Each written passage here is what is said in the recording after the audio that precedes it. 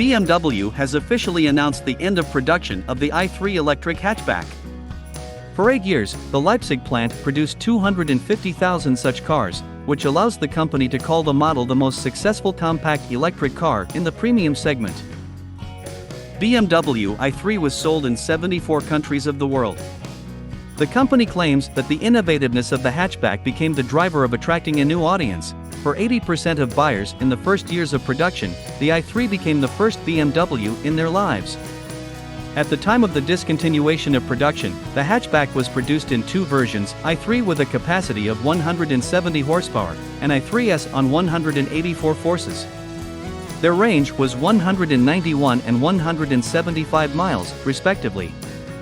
BMW marked the end of production with the release of an ultra-limited batch of i3 in a special HomeRun Edition. Only 10 copies will be produced in total.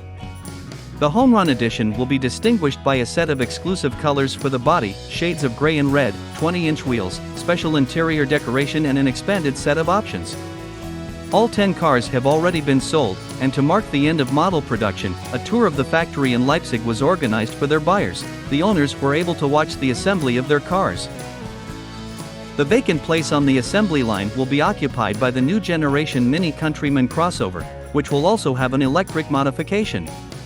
Its assembly and production will begin next year, and by that time Leipzig plans to increase the production of electrical components for battery-powered BMWs. BMW does not specify the reasons for the end of i3 production. However, it was previously reported that the assembly of the model was stopped earlier than planned. The hatchback was supposed to remain on the assembly line until 2024.